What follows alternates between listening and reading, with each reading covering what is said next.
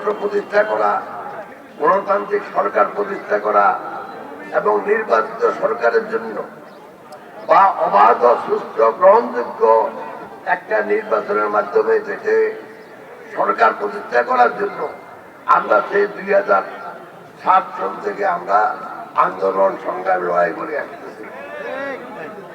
এবং কি জন্য? দুটা কাজ।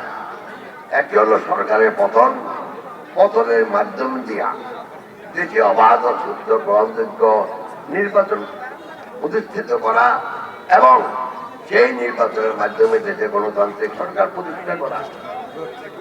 আমাদের প্রথম ধাপের কাজটা শেষ।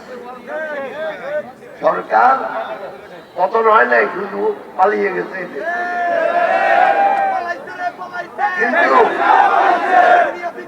কিন্তু এটা আমাদের একটা প্রাথমিক বিজয়।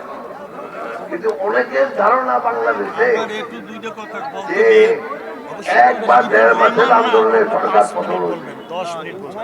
আমি ওদেরকে বলে দিতে চাই যে গত 18 বছর থেকে বিএনপির বিরুদ্ধে 1,60,000 মামলা করা হয়েছে। মিথ্যা মামলা, হয়রানিমূলক মামলা এবং সাজানো মামলা। আমাদের 60 লক্ষ লোক ছিল আসামি। আমাদের নেতা এমন করছে, আমাদের প্রত্যেকটা নেতার বিরুদ্ধে এখানে কেস আছে। যদি কেউ মনে করে যে 1 মাস বা 1.5 মাসের আন্দোলনে সরকারকে পতন ঘটিয়েছে, তাহলে তারা স্বপ্নের রাজ্যে বাস করতেছে অথবা বোকার স্বর্গে বাস করতেছে। সবার মনে রাখা উচিত যে লক্ষ্য এবং উদ্দেশ্য নিয়ে বিএনপি আন্দোলন করতেছিল, সেই আন্দোলনে এখনো আমরা আছি। এবং যতদিন বাংলাদেশে জনগণের সরকার প্রতিষ্ঠা না হয়, যতদিন অবাধ সুস্থ গ্রহণযোগ্য নির্বাচনের মাধ্যমে দেশে আমরা নির্বাচিত সরকার না পাই, একদিনও আমাদের আন্দোলন থামবে না। বিএনপি একমাত্র পারবে বাংলাদেশে গণতন্ত্র প্রতিষ্ঠা করতে, মানুষের সব রকমের স্বাধীনতা, সাংবিধানিক স্বাধীনতা, মৌলিক স্বাধীনতা, মৌলিক অধিকার ফিরিয়ে দিতে।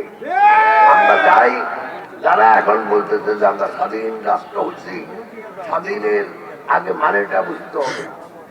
এই প্রথম বাংলাদেশে 5 সাল থেকে বহুদলীয় গণতন্ত্র প্রতিষ্ঠা করছে আমাদের দলের প্রতিষ্ঠাতা শহীদ প্রেসিডেন্ট জিয়া রহমান সাহেব।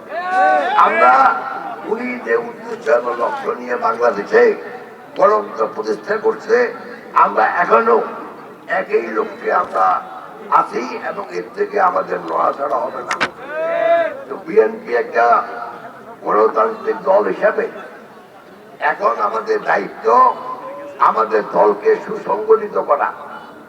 সেই লক্ষ্যে আমাদের নেতার নেতৃত্বে আমরা পুরো দেশে আমাদের সাংগঠনিক কার্যক্রম এখন চালিয়ে যাচ্ছি।